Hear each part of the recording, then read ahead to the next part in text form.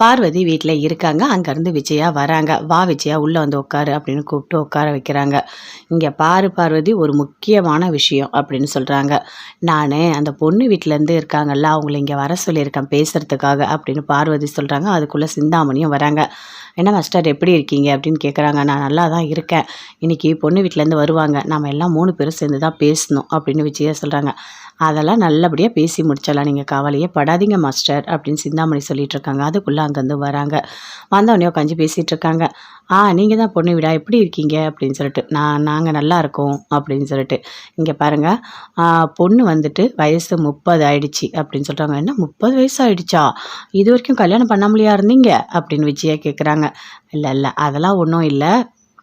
பொண்ணுக்கு தோஷம் இருந்தது. அதனால தான் கொஞ்சம் லேட்டா கல்யாணம் ஆகுது. வேற ஒன்றும் இல்ல. பொண்ணு 30 வயசு தான். ஆனா பார்க்கறதுக்கு ரொம்ப சின்ன பொண்ணு மாதிரி அழகா இருக்கும்" அப்படின்னு பொண்ணு வீட்டுக்காரங்க சொல்றாங்க. "ஓ! அப்படியா? அது மட்டும் இல்ல. என்னோட மனோஜுக்கு நெறைய பொண்ணு வந்தது தெரியுமா? அவன் ஒரு பெரிய பிஸ்னஸ் மேன். அவன் வந்துட்டு நெறைய பேர் 200 பவுன் போடுறேன், 100 பவுன் போடுறேன், உங்க பையன குடுங்கன்னு கேட்டாங்க. ஆனா நான் தான் சரி கொஞ்ச நாள் ஆகட்டும்னு வெயிட் பண்ணிட்டு இருந்தேன்" அப்படின்னு சொல்றாங்க. இதெல்லாம் அப்படியே பார்வதி பார்க்குறாங்க. சிந்தாமணியும் பார்க்குறாங்க. "மாஸ்டர் என்ன இப்படி பொய் சொல்றாங்க?" அப்படின்னு சொல்லிட்டு அப்படியே பார்த்துட்ருக்காங்க. "அப்படிங்களா? சரிங்க. ஆமா, நீங்க கதை சொல்வீங்களே பார்வதி அவங்க தானே?" அப்படின்னு பொண்ணு வீட்லேருந்து கேட்குறாங்க. ஆமா, ஆமா. உங்க கதைனா எங்களுக்கு ரொம்ப பிடிக்கும். குழந்தைங்க எல்லாருமே விரும்பி கேட்பாங்க. ரொம்ப நல்லா கதை சொல்றீங்க" அப்படின்னு சொல்றாங்க. "வேற யாரும் இல்ல. எல்லாமே என்னால தான்" அப்படின்னு விஜயா சொல்றாங்க. "நான் தான் நெறைய வந்துட்டு அவளுக்கு என்கரேஜ் பண்ணேன். என்னால தான் அவ கதையே சொல்ல ஆரம்பிச்சுட்டா." "ஆமா தானே பார்வதி, சொல்லு" அப்படின்னு விஜயா சொல்றாங்க. "ஆ ஆமா, ஆமா, ஆமா, ஆமா. எல்லாமே விஜயா தான் காரணம்" அப்படின்னு சொல்லிட்டு பார்வதி சொல்லிட்டு இருக்காங்க. பொண்ணு வீட்ல இருக்கவங்கலாம் பேசிட்டு இருக்காங்க. "இங்க பாருங்க, எல்லாமே நல்லபடியா நடக்கும். கவலையே படாதீங்க" அப்படின்னு சொல்லிட்டு இருக்காங்க. "சரிங்க, நாங்க போயிட்டு வரோம்" அப்படின்னு சொல்லிட்டு அங்கேருந்து அப்படியே போறாங்க. "ஆமா விஜயா, எதுக்காக இவ்வளோ பொய் சொல்லிட்டு இருக்க? 200 பவுன் போடுறாங்க, 100 பவுன் போடுறாங்க உன் பையனுக்குன்னு. இவ்வளோ பொய் உன்னால எப்படி சொல்ல முடியுது? அப்பப்பப்பப்பா தாங்க முடியல" அப்படின்னு பார்வதி சொல்றாங்க. "ஏய் பார்வதி, பொய் சொல்லணும் பார்வதி, பொய் சொல்லணும். உனக்கு ஏன் புரியவே மாட்டுது? இப்போ ஒரு தங்கம் செய்றான்னா, அதில கொஞ்சோண்டு செம்பு கலப்பாங்க. அந்த மாதிரி தான். ஒரு கல்யாணம்னா நெறைய பொய் வரதான் செய்யும். அதுக்கு என்ன பண்ண முடியும்?" அப்படின்னு சொல்றாங்க. "சரி, சரி, எனக்கு டைம் ஆகுது. நீ சொன்னத வச்சு நான் ஒரு கதை சொல்லப் போறேன். எனக்கு ஒரு தலைப்பு கிடைச்சிருக்கு" அப்படின்னு பார்வதி சொல்றாங்க. "என்ன?" அப்படின்னு கேட்குறாங்க விஜயா. "பேராசை பெருநஷ்டம். அத தான் போயிட்டு நான் இப்ப பேசப் போறேன் கதையில" அப்படின்னு சொல்லிட்டு பார்வதி அங்கேருந்து போறாங்க.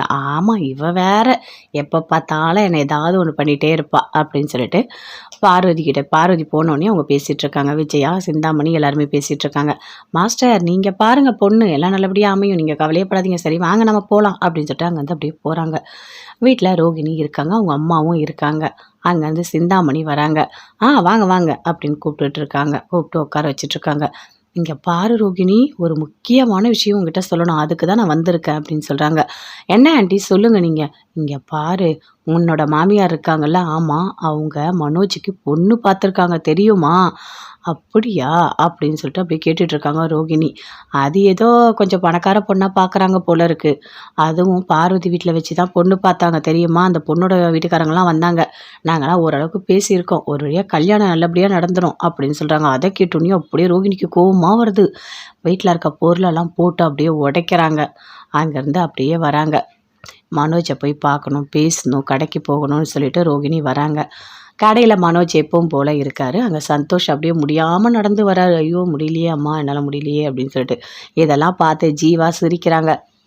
"இங்க பாரு, உன்னால நான் அடி வாங்கியிருக்கேன். எனக்கு உடம்பு சுத்தமா முடியல தெரியுமா? இதுக்கு முன்னாடியாச்சு ஏதாச்சும் வட்டிக்கு விட்டு நான் வேலை பார்த்துட்டு இருந்தேன். இப்ப எனக்கு சுத்தமா முடியல" அப்படின்னு சொல்லிட்டு இருக்காரு. நான் என்ன பண்ண முடியும் நீ சாட்டையில அடி வாங்கினதுக்கு?" அப்படின்னு சொல்லிட்டு மனோஜ் சொல்லிட்டு இருக்காரு. "நல்லா பேசுற மனோஜ், நீ வாங்கியிருந்தா உனக்கு அந்த வலி தெரியும். எப்படி அடிச்சாங்க தெரியுமா? என்னால தாங்கிக்கவே முடியல" அப்படின்னு சொல்லிட்டு பேசிட்டு இருக்காங்க. அப்படியே மனோஜ் சிரிக்கிறாரு. அதுக்குள்ள ரோகிணி வராங்க. "ஐய்யய்யோ! இந்த ரோகிணி வருதா? நான் போறேன்" அப்படின்னு சொல்லிட்டு அங்கேருந்து அப்படியே ஓடுறாரு எழுந்து. மனோஜோட ஃப்ரெண்டு சந்தோஷ் உள்ள போய் ஒளிஞ்சுக்கிறாரு. ரோகிணி அங்கேருந்து வராங்க. வந்து கால் மேல கால் போட்டுட்டு அப்படியே உட்காந்துட்டு இருக்காங்க. "என்ன மனோஜ், எப்படி இருக்க?" ஆமா, நீ பிளான் போடுற ஓகே. அது ஏன் ஒழுங்கா போட மாட்டியா?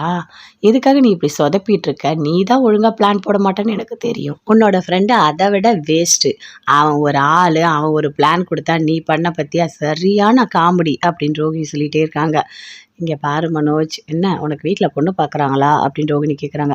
ஏய்! உனக்கு என்ன பிரச்சனை? ஆமா எனக்கு பொண்ணு பார்க்குறாங்க. நான் கல்யாணம்லாம் பண்ணிப்பேன். சும்மாலாம் நீ பேசிட்டு இருக்காத. உன் வேலைய பார்த்துட்டு போ அப்படின்னு மனோஜ் சொல்றாரு. அப்படிலாம் பேசாத மனோஜ். தயவுசெய்து நீ அப்படிலாம் பேசாத. சரியா? நான் தான் எப்பவுமே உன் பொண்டாட்டி. இங்க பாருங்க சந்தோஷ், நீங்க ஒளிஞ்சத நான் பார்த்துட்டேன். நீங்க வாங்க வெளிய வாங்க அப்படின்னு சொல்லிட்டு ரோகிணி கூப்பிட்டாங்க. சந்தோஷ் வந்து நிக்கிறாரு. என்ன? எப்படி இருந்தது அடி? நல்லா இருந்ததா? அப்படின்னு ரோகிணி கேட்குறாங்க. அப்படியே பார்க்குறாரு சந்தோஷ். என்ன மனோஜ், உனக்கும் இந்த மாரி அடி வேணுமா? அப்படின்னு கேட்குறாங்க. ஏன்? என்ன எதுக்கு அடிக்கணும்? அவ்வளோதான் நீ அப்படின்னு சொல்றாரு. இல்ல பொண்ணெல்லாம் பார்க்குறியா? அதனால கேட்டேன் அப்படின்னு ரோகிணி சொல்றாங்க. இங்க பாரு, எங்க அம்மாகிட்ட சொன்னா அவ்வளோதான் நீ அப்படின்னு மனோஜ் சொல்லிட்டு இருக்காரு. சரி மனோஜ், ஏதோ ஒண்ணு. இங்க பாரு, இந்தா இதில் ரூ. 1,00,000 செக் இருக்கு. இதில் வந்துட்டு ஒருத்தவங்களுக்கு கல்யாணத்துக்கு சீர்வரிசைக்கு பொருளெல்லாம் வேணுமா, நீ பேசிக்கோ சரியா? ஃபோன் நம்பர் இதில் இருக்குது அப்படின்னு கொடுக்குறாங்க. இங்கே பாரு மனோஜ் அப்படின்னு கிட்ட வந்து உட்காராங்க. மனோஜ், உன்னை எனக்கு ரொம்ப பிடிக்கும் மனோஜ். உனக்கு ஏன் பிடிக்கவே மாட்டுது என்ன? நல்லா தெரிஞ்சுக்கோ, நீ என்னை விலகி விலகி போனாலும் நான் உன் பக்கத்தில் வந்துட்டே இருப்பேன். I love you Manoj. நீ தான் எனக்கு எல்லாமே. இந்த பிஸ்னஸ் நீயும் நானும் சேர்ந்து ஸ்டார்ட் பண்ணது. இந்த பிஸ்னஸ்க்கு உன்னை எம்டி ஆக்கினதே நான் தான். நீ இன்னும் நல்லா இருக்கணும். நீ எப்பவுமே சந்தோஷமா இருக்கணும். அதுதான் எனக்கு சந்தோஷம். இந்தா ரூ. 1,00,000 செக்கு அப்படின்னு கொடுக்குறாங்க. கொடுத்துட்டு சரி நான் போயிட்டு வரேன். என்ன மனோஜ், நான் போகட்டுமா? அப்படின்னு சொல்லிட்டு அங்கேருந்து அப்படியே போகிறாங்க. பாஸ், உங்களுக்கு என்னன்னே எனக்கு தெரியல. ஆனால் ரோகிணிக்கு உங்கள் மேலே ரொம்ப பாசம் இருக்கா மாதிரி இருக்குது. இல்லைன்னா நீங்கள் டிவோர்ஸ் பண்ணுறீங்க.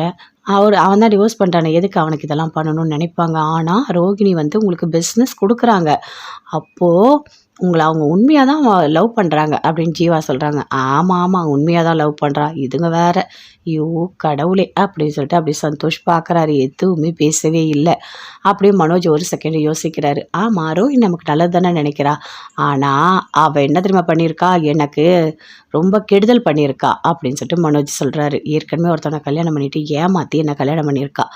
அதனால் அவளெல்லாம் நான் நம்பவே மாட்டேன் அப்படின்னு பேசிகிட்டு இருக்காரு. ஆமாம், வாய் தான் நம்ப மாட்டான்னு சொல்லிட்டு இருக்கு. ஆனால் பொண்டாட்டி பார்த்து அப்படியே ஜொல்லு விட்டுட்டு இருக்கான் அப்படின்னு சொல்லிட்டு சந்தோஷ் மனசுக்குள்ளேயே நினச்சிட்டு இருக்காரு. மனோஜ் சரி போங்க, போய் வேலை இருந்தால் போய் பாருங்க அப்படின்னு சொல்லிட்டு இருக்காரு. பூக்கடை எப்பவும் போல் வச்சுட்டே இருக்காங்க. அங்கேருந்து முத்து வராரு. வாங்க வாங்க சீக்கிரம் வாங்க, என்ன இவ்வளோ லேட்டாக வரீங்க? உங்கள் எல்லாருக்கும் சமையல் பண்ணி வச்சுருக்கேன், எடுத்துகிட்டு போங்க அப்படின்னு கேரியர் கொடுக்குறாங்க. சரி மீனா ஆனால் இன்னும் கொஞ்சம் சேர்த்து சமைச்சிடு அப்படின்னு சொல்கிறாரு. ஏங்க எதுக்காக அப்படின்னு மீனா கேட்குறாங்க. இல்லை, வீட்டில் நாங்கள் எல்லாருமே சாப்பிட்டுட்டு இருந்தோம். அப்போ மனோஜும் அம்மாவும் அப்படியே பார்க்குறாங்க. பார்த்துட்டு தட்டை கொண்டு வராங்க. ஸோ எல்லாருக்குமே சேர்த்து வேணும் அப்படின்னு சொல்கிறாரு. இது என்னங்க பெரிய விஷயம், நான் சமைச்சே கொடுக்குறேன் அப்படின்னு மீனா சொல்கிறாங்க. பாவம் மீனா, நீ வீட்டை விட்டு வெளியே வந்தாலும் எங்களுக்கு சாப்பாடு போட்டுட்ருக்க அப்படின்னு முத்து சொல்கிறாரு. என்னங்க நீங்கள் இப்படி பேசிகிட்டு இருக்கீங்க? இதில் என்ன இருக்குது? நான் சமையல் பண்ணுறதுல வீட்டில் இருந்தாலும் நான் தான் பண்ண போகிறேன். அதே சமையல் இங்கே பண்ணுறேன், அவ்வளோதானே அப்படின்னு மீனா சொல்லிட்டு இருக்காங்க. அதுக்குள்ளே அந்த ஃப்ளாட்டில் இருக்கவங்க வராங்க. முத்து, மீனா எப்படி இருக்கீங்க? நல்லா இருக்கீங்களா? உங்கள் பையன் எப்படி இருக்காரு? பரவாயில்லம்மா, இப்போ நல்லா இருக்கானா? அவனை ஹாஸ்பிட்டலுக்கு கூட்டிகிட்டு போயிட்டு இப்போ பரவாயில்ல, ஒன்றும் பிரச்சனை இல்லை. நீங்கள் தான் என் பையனை நல்லபடியாக காப்பாற்றுறீங்க. இல்லைனா அன்றைக்கி கத்திலேயே அவன் குத்திட்டு இருப்பான் அப்படின்னு சொல்லிட்டு அவங்க அம்மா அப்பா 2 பேருமே முத்து மீனா கிட்ட பேசிகிட்டு இருக்காங்க. ஆமாம், நீங்கள் என்ன பண்ணுறீங்க? நான் வந்துட்டு இந்த இந்த ஃபுல் ஃப்ளாட்டும் நான் தான் பார்த்துட்ருக்கேன். அது மட்டும் இல்லை, நான் ஒரு நல்ல இடத்துல இருக்கேன். எனக்கு வந்துட்டு நிறைய வந்து வண்டிலாம் தேவைப்படும். நீங்கள் என்ன பண்ணுறீங்க? நீங்கள் என்ன வண்டி வச்சுருக்கீங்க அப்படின்னு கேட்குறாரு. நான் 2 கார் வச்சுருக்கேன். அது கூட நான் வந்து டியூ தான் கட்டிகிட்ருக்கேன் அப்படின்னு முத்து சொல்கிறாரு. ஓ அப்படியா? இங்கே பாருங்கள், கொஞ்சம் ஒரு 16 பேர் போகிற மாதிரி ஒரு வேன் ஒன்று வாங்குங்க. நான் உங்களுக்கு டியூட்டி தரேன், தொடர்ந்து தரேன். நீங்கள் அதை வச்சு கொஞ்சம் முன்னுக்கு வாங்க அப்படின்னு சொல்கிறாரு. அப்படியா? என்கிட்ட அவ்வளோ பணம்லாம் இல்லை. ஏன்னா நான் ஏற்கனவே கடத்தல இருக்கேன். என்னால் அதெல்லாம் எதுவுமே பண்ண முடியாது அப்படின்னு முத்து சொல்கிறாரு. நீங்கள் அதுக்காக ஏன் கவலைப்படுறீங்க? நீங்கள் வந்துட்டு டியூவில் எடுத்துக்கோங்க. நான் உங்களுக்கு டியூட்டி தரேன். அதுக்கப்புறம் அந்த கடத்தை அப்படியே அடைச்சிக்கோங்க அப்படின்னு சொல்கிறாரு. இல்லை செகண்ட்ஸில் கூட ஒரு வண்டி பார்த்துக்கலாம். அது மட்டும் இல்லை, இங்கே இருக்க ஃப்ளாட்டில் இருக்கவங்க கூட டூர் போவாங்க. அது கூட என் வீட்டுக்காரர் உங்களுக்கு தருவார் அப்படின்னு அவங்க ஒய்ஃபும் சொல்கிறாங்க. ஓ அப்படியா? என்ன மீனா சொல்கிற? சரிங்க பண்ணுங்க. சரிம்மா, நான் உனக்கு பண்ணுறேன் சரியா? நான் இங்கே தானே இருக்கேன். எதுனா ஒன்று நான் வந்து உங்களுக்கு சொல்கிறேன் சரிங்களா? நீங்கள் வந்து இப்போது நான் ஏற்கனவே நினச்சிருக்கேன் என் வீட்டுக்காரர் அடுத்த கட்டத்துக்கு போகணும்னு சொல்லிட்டு. அடுத்த கட்டத்துக்கு இப்போ தான் போகிற மாதிரி இருக்குது அப்படின்னு மீனா சொல்கிறாங்க. எல்லாமே நல்லதாகவே நடக்குமா, நீங்கள் 2 பேருக்கும் தங்கமான மனசு, நல்ல மனசு, அடுத்தடுத்து எல்லாமே நல்லதாகவே நடக்கும் அப்படின்னு அந்த ஃப்ளாட்டில் இருக்கவங்க சொல்லிட்டு அங்கே அந்த உள்ளே போகிறாங்க. முத்து அப்படியே ஓடி வந்து அப்படியே மீனாவை ஹக் பண்ணுறாரு. என்னங்க இது ஃப்ளாட்டுங்க, என்னங்க பண்ணுறீங்க? ஃப்ளாட்டாவது ஏதாவது அப்படின்னு சொல்லிட்டு அப்படியே ஹக் பண்ணிக்கிறாரு. மீனா எனக்கு ரொம்ப சந்தோஷமா இருக்கு மீனா, என்ன சொல்கிறதுனே எனக்கு தெரியல, அவ்வளோ சந்தோஷமா இருக்கு எனக்கு. பாரேன் அவர் வேன் வாங்கி தரேன்னு சொல்கிறாரு. நான் கூட இந்த காரோட முடிஞ்சிரும்னு நான் நினச்சிட்டு இருந்தேன் மீனா அப்படின்னு முத்து சொல்கிறாரு. இங்கே பாருங்க, நல்லவங்களுக்கு நல்லது தான் நடக்கும். நல்லது தானா தேடி வரும். உங்களுக்கு தெரியுமா? தெரியாதா? அப்படின்னு மீனா சொல்றாங்க. ஆமா மீனா, எனக்கு ரொம்ப சந்தோஷமா இருக்கு. நாம வேற ஒரு ரூம் கட்டுறதுக்கே காசை இவ்வளோ நேரம் சேர்க்குறோம். இங்க பாரு மீனா, உங்க அம்மாக்கு ஒரு வீடு வாங்கி தரணும்னு நீ நெனச்ச பாத்தியா? அது எல்லாமே 2 பேரும் சேர்ந்து பண்ணலாம். சரியா? அதுக்கான நேரம் தான் வந்திருக்கு அப்படின்னு முத்து சொல்றாரு. அத கேட்டோனே மீனா சந்தோஷப்படுறாங்க. ஆமாங்க, நானும் ரொம்ப வருத்தப்பட்டுருப்பேன். இவரு காரே ஓட்டிட்டுருக்காரு. அடுத்த கட்டத்துக்கு போவாரான்னா நான் ரொம்ப நெனச்சுலாம் பார்த்துருக்கேன். ஆனா அதுக்கான நேரம் வந்துடுச்சுங்க. ரொம்ப சந்தோஷமா இருக்கு. நீங்க நல்லா இருந்தா எனக்கு அதுவே போதும் அப்படின்னு சொல்லிட்டு மீனா ரொம்ப சந்தோஷமா முத்துக்கிட்ட பேசிட்டுருக்காங்க. முத்து வீட்டுக்கு போறாரு. சாப்பாடுலாம் எடுத்துட்டு வீட்டுக்கு போறாரு. எல்லாருமே உட்காந்து சாப்பிட்றாங்க. சூப்பரா இருக்குப்பா சப்பாத்தி, எல்லாமே டேஸ்ட்டா இருக்கு அப்படின்னு அண்ணாமலை விரும்பி சாப்பிட்றாரு. என்ன மனோஜ், நீயும் இதை தான் சாப்பிட போறியா அப்படின்னு கேட்குறாங்க. அம்மா வேற என்னம்மா பண்ண சொல்ற? நல்லா இருக்கு சாப்பாடு, சும்மா பேசாதம்மா, நீயும் சாப்பிடுமா, சும்மா புளி சாதம் கிண்டி தரேன், பிரிஞ்சி செஞ்சு தரேன்னு சொல்லிட்டு என் உயிர் எடுக்காதம்மா, நல்லாவே இல்லைம்மா, சுத்தமாக நல்லாவே இல்லை, இந்த சாப்பாடுலாம் சாப்பிட ரொம்ப ஆசையாக இருக்குமாம்மா, நாக்கு பாவமா அப்படின்னு மனோஜ் சொல்கிறாரு. சரிடா சாப்பிடு, நானும் வரேன்.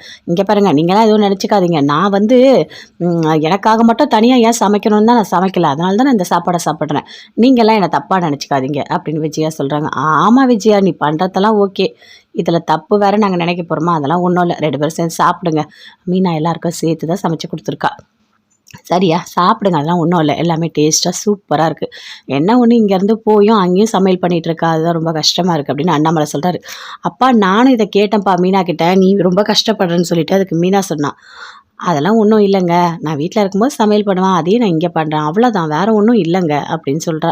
அப்படின்னு முத்து சொல்கிறாரு. மீனா எப்போவுமே நல்லது தான்ப்பா நினைப்பாங்க அப்படின்னு அண்ணாமலை சொல்லிட்டு இருக்காரு. அப்படியே விஜயா முறைக்கிறாங்க. அப்பா ஒரு முக்கியமான விஷயம்ப்பா, அந்த ஃப்ளாட்டில் ஒரு பையன் கத்தியில் குத்திக்க போனால் நாங்கள் காப்பாற்றணும்னு சொன்னேன்ல, ஆமாம் அப்படின்னு அண்ணாமலை சொல்கிறாரு. அவர் என்கிட்ட வந்து பேசினாருப்பா, அவருக்கு நிறைய பேரை தெரியுமா, அந்த ஃப்ளாட்டில் நிறைய பேர் டூர் போவாங்களாம், அவரோட கம்பெனியில் ரெகுலராக டியூட்டி தருவாங்களாம், அதனால் ஒரு 16 பேர் இல்லை 18 பேர் வரக்கா மாதிரி ஒரு வேன் எடுக்க சொல்கிறாருப்பா. உங்ககிட்ட அவ்வளோ பணம் இல்லையப்பா அப்படின்னு அண்ணாமலை கேட்குறாரு. இல்லை இல்லை, அவரே டியூவில் எடுத்து தரேன், இல்லை செகண்ட்ஸில் வண்டி வாங்கி தரேன், நீ ஓட்டுன்னு சொல்கிறாருப்பா. அப்புறம் மீனாவும் நானும் சரின்னு சொல்லிட்டோம்ப்பா அப்படின்னு முத்து சொல்கிறாரு. சூப்பர், நல்லது தான்ப்பா அப்படின்னு பார்வதி வீட்ல இருக்காங்க. அங்கேருந்து விஜயா வராங்க. "வா விஜயா, உள்ள வந்து உட்காரு" அப்படின்னு கூப்பிட்டு உட்கார வைக்கிறாங்க. "இங்க பாரு பார்வதி, ஒரு முக்கியமான விஷயம்" அப்படின்னு சொல்றாங்க. "நானு அந்த பொண்ணு வீட்லேருந்து இருக்காங்கல்ல, அவங்கள இங்க வர சொல்லியிருக்கேன் பேசுறதுக்காக" அப்படின்னு பார்வதி சொல்றாங்க. அதுக்குள்ள சிந்தாமணியும் வராங்க. "என்ன மாஸ்டர் எப்படி இருக்கீங்க?" அப்படின்னு கேட்குறாங்க. "நான் நல்லா தான் இருக்கேன். இன்னைக்கு பொண்ணு வீட்லேருந்து வருவாங்க. நாம எல்லாம் 3 பேரும் சேர்ந்து தான் பேசணும்" அப்படின்னு விஜயா சொல்றாங்க. "அதெல்லாம் நல்லபடியாக பேசி முடிச்சிடலாம், நீங்கள் கவலையே படாதீங்க மாஸ்டர்" அப்படின்னு சிந்தாமணி சொல்லிட்டு இருக்காங்க. அதுக்குள்ளே அங்கேருந்து வராங்க. வந்தவொடனே உட்காந்து பேசிகிட்டு இருக்காங்க. நீங்கள் தான் பொண்ணு வீடா, எப்படி இருக்கீங்க அப்படின்னு சொல்லிட்டு. நாங்கள் நல்லா இருக்கோம்" அப்படின்னு சொல்லிட்டு. "இங்கே பாருங்கள், பொண்ணு வந்துட்டு வயசு 30 ஆயிடுச்சு" அப்படின்னு சொல்கிறாங்க. "என்ன 30 வயசு ஆயிடுச்சா? இது வரைக்கும் கல்யாணம் பண்ணாமலையா இருந்தீங்க?" அப்படின்னு விஜயா கேட்குறாங்க. "இல்லை இல்லை, அதெல்லாம் ஒன்றும் இல்லை, பொண்ணுக்கு தோஷம் இருந்தது, அதனால தான் கொஞ்சம் லேட்டாக கல்யாணம் ஆகுது, வேறு ஒன்றும் இல்லை. பொண்ணு 30 வயசு தான், ஆனால் பார்க்குறதுக்கு ரொம்ப சின்ன பொண்ணு மாதிரி அழகாக இருக்கும்" அப்படின்னு பொண்ணு வீட்டுக்காரங்க சொல்கிறாங்க. "ஓ அப்படியா? அது மட்டும் இல்லை, என்னோட மனோஜிக்கு நிறைய பொண்ணு வந்தது தெரியுமா? அவன் ஒரு பெரிய பிஸ்னஸ் மேன். அவன் வந்துட்டு நிறைய பேர் 200 பவுன் போடுறேன், 100 பவுன் போடுறேன், உங்கள் பையனை கொடுங்கன்னு கேட்டாங்க. ஆனால் நான் தான் சரி கொஞ்ச நாள் ஆகட்டும்னு வெயிட் பண்ணிட்டு இருந்தேன்" அப்படின்னு சொல்கிறாங்க. இதெல்லாம் அப்படியே பார்வதி பார்க்குறாங்க, சிந்தாமணியும் பார்க்குறாங்க. "மாஸ்டர் என்ன இப்படி போய் சொல்கிறாங்க" அப்படின்னு சொல்லிட்டு அப்படியே பார்த்துட்ருக்காங்க. "அப்படிங்களா? சரிங்க. ஆமாம், நீங்கள் கதை சொல்வீங்களே பார்வதி அவங்க தானே?" அப்படின்னு பொண்ணு வீட்டிலேருந்து கேட்குறாங்க. ஆமாம் ஆமாம், உங்கள் கதைனா எங்களுக்கு ரொம்ப பிடிக்கும், குழந்தைங்க எல்லாருமே விரும்பி கேட்பாங்க, ரொம்ப நல்லா கதை சொல்கிறீங்க" அப்படின்னு சொல்கிறாங்க. "வேற யாரும் இல்லை, எல்லாமே என்னால் தான்" அப்படின்னு விஜயா சொல்கிறாங்க.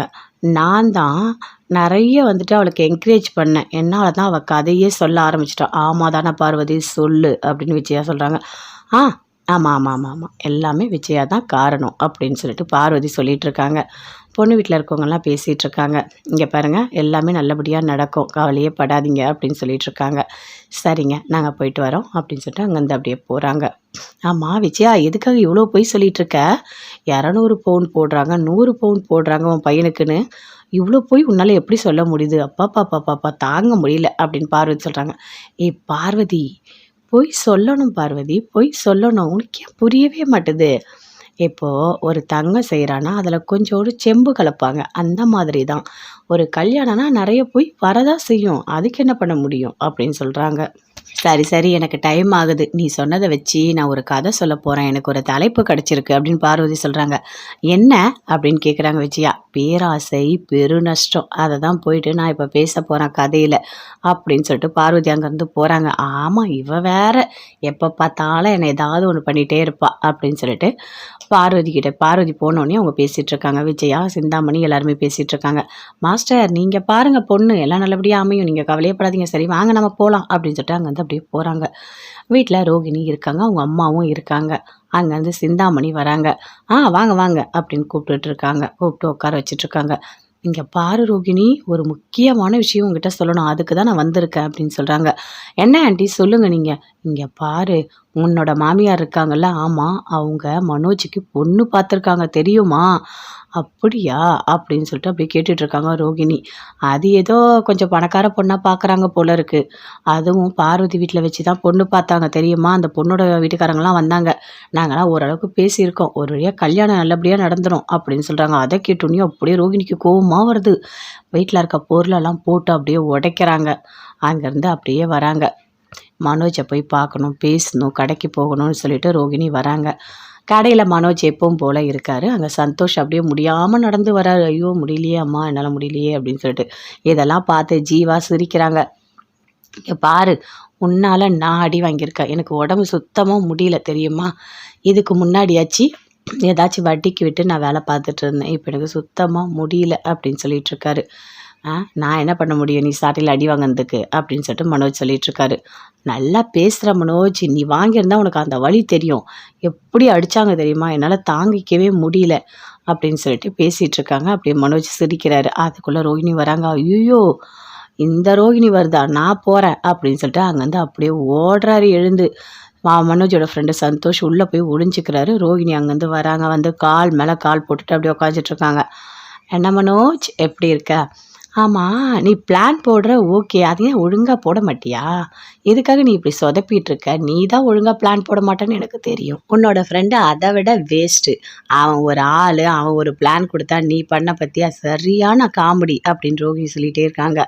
இங்கே பாரு மனோஜ், என்ன உனக்கு வீட்டில் பொண்ணு பார்க்குறாங்களா அப்படின்னு ரோகிணி கேட்குறாங்க. ஏய், உனக்கு என்ன பிரச்சனை? ஆமாம், எனக்கு பொண்ணு பார்க்குறாங்க, நான் கல்யாணம்லாம் பண்ணிப்பேன், சும்மாலாம் நீ பேசிகிட்டு இருக்காது, உன் வேலையை பார்த்துட்டு போ அப்படின்னு மனோஜ் சொல்கிறார். அப்படிலாம் பேசாத மனோஜ், தயவுசெய்து நீ அப்படிலாம் பேசாத சரியா? நான் தான் எப்போவுமே உன் பொண்டாட்டி. இங்கே பாருங்கள் சந்தோஷ், நீங்கள் ஒளிஞ்சதை நான் பார்த்துட்டேன், நீங்கள் வாங்க வெளியே வாங்க அப்படின்னு சொல்லிட்டு ரோகிணி கூப்பிட்டாங்க. சந்தோஷ் வந்து நிற்கிறாரு. என்ன, எப்படி இருந்தது அடி, நல்லா இருந்ததா அப்படின்னு ரோகிணி கேட்குறாங்க. அப்படியே பார்க்குறாரு சந்தோஷ். என்ன மனோஜ், உனக்கும் இந்த மாதிரி அடி வேணுமா அப்படின்னு கேட்குறாங்க. ஏன், என்ன எதுக்கு அடிக்கணும், அவ்வளோதான் நீ அப்படின்னு சொல்கிறாரு. இல்லை பொண்ணெல்லாம் பார்க்குறியா, அதனால் கேட்டேன் அப்படின்னு ரோகிணி சொல்கிறாங்க. இங்கே பாரு, எங்கள் அம்மா கிட்ட சொன்னால் அவ்வளோதான் நீ அப்படின்னு மனோஜ் சொல்லிகிட்ருக்காரு. சரி மனோஜ், ஏதோ ஒன்று, இங்கே பாரு, இந்தா இதில் 1,00,000 ரூபா செக் இருக்குது. இதில் வந்துட்டு ஒருத்தவங்களுக்கு கல்யாணத்துக்கு சீர்வரிசைக்கு பொருளெல்லாம் வேணுமா, நீ பேசிக்கோ சரியா, ஃபோன் நம்பர் இதில் இருக்குது அப்படின்னு கொடுக்குறாங்க. இங்கே பாரு மனோஜ் அப்படின்னு கிட்ட வந்து உட்காராங்க. மனோஜ், உன்னை எனக்கு ரொம்ப பிடிக்கும் மனோஜ், உனக்கு ஏன் பிடிக்கவே மாட்டேது என்ன? நல்லா தெரிஞ்சுக்கோ, நீ என்னை விலகி போனாலும் நான் உன் பக்கத்தில் வந்துகிட்டே இருப்பேன். ஐ லவ் யூ மனோஜ், நீ தான் எனக்கு எல்லாமே. இந்த பிஸ்னஸ் நீயும் நானும் சேர்ந்து ஸ்டார்ட் பண்ணது. இந்த பிஸ்னஸ்க்கு உன்னை எம்டி ஆக்கினதே நான் தான். நீ இன்னும் நல்லா இருக்கணும், நீ எப்போவுமே சந்தோஷமாக இருக்கணும், அதுதான் எனக்கு சந்தோஷம். இந்தா 1,00,000 ரூபா செக்கு அப்படின்னு கொடுக்குறாங்க. கொடுத்துட்டு சரி நான் போயிட்டு வரேன், என்ன மனோஜ் நான் போட்டுமா அப்படின்னு சொல்லிட்டு அங்கேருந்து அப்படியே போகிறாங்க. பாஸ், உங்களுக்கு என்னன்னே எனக்கு தெரியல, ஆனால் ரோகிணிக்கு உங்கள் மேலே ரொம்ப பாசம் இருக்கா மாதிரி இருக்குது. இல்லைன்னா நீங்கள் டிவோர்ஸ் பண்ணுறீங்க, அவன் தான் டிவோர்ஸ் பண்ணுறானே, எதுக்கு அவனுக்கு இதெல்லாம் பண்ணணும்னு நினைப்பாங்க. ஆனால் ரோகிணி வந்து உங்களுக்கு பிஸ்னஸ் கொடுக்குறாங்க, அப்போது உங்களை அவங்க உண்மையாக தான் லவ் பண்ணுறாங்க அப்படின்னு ஜீவா சொல்கிறாங்க. ஆமாம், உண்மையாக தான் லவ் பண்ணுறா, இதுங்க வேற. ஐயோ கடவுளே அப்படின்னு சொல்லிட்டு அப்படியே சந்தோஷ் பார்க்குறாரு. எதுவுமே பேசவே இல்லை. அப்படியே மனோஜ் ஒரு செகண்ட் யோசிக்கிறாரு. ஆமாம், ரோஹிணி நமக்கு நல்லது தானே நினைக்கிறா, ஆனால் அவள் என்ன தெரியுமா பண்ணியிருக்கா, எனக்கு ரொம்ப கெடுதல் பண்ணியிருக்கா அப்படின்னு சொல்லிட்டு மனோஜ் சொல்கிறாரு. ஏற்கனவே ஒருத்தவனை கல்யாணம் பண்ணிட்டு ஏமாற்றி என்ன கல்யாணம் பண்ணியிருக்கா, அதனால் அவளெல்லாம் நான் நம்பவே மாட்டேன் அப்படின்னு பேசிகிட்டு இருக்காரு. ஆமாம், வாய் தான் நம்ப மாட்டான்னு சொல்லிட்டு இருக்கு, ஆனால் பொண்டாட்டி பார்த்து அப்படியே ஜொல்லு விட்டுட்டு இருக்கான் அப்படின்னு சொல்லிட்டு சந்தோஷ் மனசுக்குள்ளேயே நினச்சிட்டு இருக்காரு. மனோஜ் சரி போங்க போய் வேலை இருந்தால் போய் பாருங்க அப்படின்னு சொல்லிட்டு இருக்காரு. பூக்கடை எப்பவும் போல் வச்சுட்டே இருக்காங்க. அங்கேருந்து முத்து வராரு. வாங்க வாங்க சீக்கிரம் வாங்க, என்ன இவ்வளோ லேட்டாக வரீங்க, உங்கள் எல்லாருக்கும் சமையல் பண்ணி வச்சுருக்கேன் எடுத்துகிட்டு போங்க அப்படின்னு கேரியர் கொடுக்குறாங்க. சரி மீனா மீனா, ஆனால் இன்னும் கொஞ்சம் சேர்த்து சமைச்சிடு அப்படின்னு சொல்கிறாரு. ஏங்க எதுக்காக அப்படின்னு மீனா கேட்குறாங்க. இல்லை, வீட்டில் நாங்கள் எல்லாருமே சாப்பிட்டுட்டு இருந்தோம். அப்போ மனோஜும் அம்மாவும் அப்படியே பார்க்குறாங்க, பார்த்துட்டு தட்டை கொண்டு வராங்க. ஸோ எல்லாருக்குமே சேர்த்து வேணும் அப்படின்னு சொல்கிறாரு. இது என்னங்க பெரிய விஷயம், நான் சமைச்சே கொடுக்குறேன் அப்படின்னு மீனா சொல்கிறாங்க. பாவம் மீனா, நீ வீட்டை விட்டு வெளியே வந்தாலும் எங்களுக்கு சாப்பாடு போட்டுட்ருக்க அப்படின்னு முத்து சொல்கிறாரு. என்னங்க நீங்கள் இப்படி பேசிகிட்டு இருக்கீங்க, இதில் என்ன இருக்குது, நான் சமையல் பண்ணுறதுல வீட்டில் இருந்தாலும் நான் என்ன பண்ண போகிறேன், அதே சமையல் இங்கே பண்ணுறேன் அவ்வளோதானே அப்படின்னு மீனா சொல்லிட்டு இருக்காங்க. அதுக்குள்ளே அந்த ஃப்ளாட்டில் இருக்கவங்க வராங்க. முத்து மீனா எப்படி இருக்கீங்க, நல்லா இருக்கீங்களா, உங்கள் பையன் எப்படி இருக்காரு, பரவாயில்லம்மா இப்போ நல்லா இருக்கானா, அவனை ஹாஸ்பிட்டலுக்கு கூட்டிகிட்டு போயிட்டு இப்போ பரவாயில்ல, ஒன்றும் பிரச்சனை இல்லை, நீங்கள் தான் என் பையனை நல்லபடியாக காப்பாற்றுறீங்க, இல்லைனா அன்றைக்கி கத்திலேயே அவன் குத்திட்டு இருப்பான் அப்படின்னு சொல்லிட்டு அவங்க அம்மா அப்பா 2 பேருமே முத்து மீனா கிட்ட பேசிகிட்டு இருக்காங்க. ஆமாம் நீங்கள் என்ன பண்ணுறீங்க, நான் வந்துட்டு இந்த இந்த ஃபுல் ஃப்ளாட்டும் நான் தான் பார்த்துட்ருக்கேன், அது மட்டும் இல்லை நான் ஒரு நல்ல இடத்துல இருக்கேன், எனக்கு வந்துட்டு நிறைய வண்டிலாம் தேவைப்படும், நீங்கள் என்ன பண்ணுறீங்க, நீங்கள் என்ன வண்டி வச்சுருக்கீங்க அப்படின்னு கேட்குறாரு. நான் 2 கார் வச்சுருக்கேன், அது கூட நான் டியூ தான் கட்டிகிட்ருக்கேன் அப்படின்னு முத்து சொல்கிறாரு. ஓ அப்படியா, இங்கே பாருங்கள், கொஞ்சம் ஒரு 16 பேர் போகிற மாதிரி ஒரு வேன் ஒன்று வாங்குங்க, நான் உங்களுக்கு டியூட்டி தரேன், தொடர்ந்து தரேன், நீங்கள் அதை வச்சு கொஞ்சம் முன்னுக்கு வாங்க அப்படின்னு சொல்கிறாரு. அப்படியா, என்கிட்ட அவ்வளோ பணம்லாம் இல்லை, ஏன்னா நான் ஏற்கனவே கடத்தல இருக்கேன், என்னால் அதெல்லாம் எதுவுமே பண்ண முடியாது அப்படின்னு முத்து சொல்கிறாரு. நீங்கள் அதுக்காக ஏன் கவலைப்படுறீங்க, நீங்கள் வந்துட்டு டியூவில் எடுத்துக்கோங்க, நான் உங்களுக்கு டியூட்டி தரேன், அதுக்கப்புறம் அந்த கடத்தை அப்படியே அடைச்சிக்கோங்க அப்படின்னு சொல்கிறாரு. இல்லை செகண்ட்ஸில் கூட ஒரு வண்டி பார்த்துக்கலாம், அது மட்டும் இல்லை இங்கே இருக்க ஃப்ளாட்டில் இருக்கவங்க கூட டூர் போவாங்க, அது கூட என் வீட்டுக்காரர் உங்களுக்கு தருவார் அப்படின்னு அவங்க ஒய்ஃபும் சொல்கிறாங்க.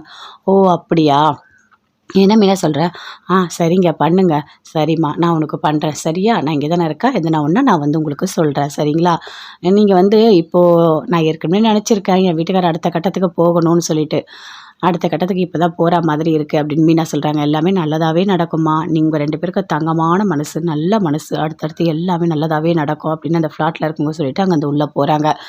முத்து அப்படியே ஓடி அப்படியே மீனாவை ஹக் பண்ணுறாரு. என்னங்க இது ஃப்ளாட்டுங்க, என்னங்க பண்ணுறீங்க, ஃப்ளாட்டாவது ஏதாவது அப்படின்னு சொல்லிட்டு அப்படியே ஹக் பண்ணிக்கிறாரு.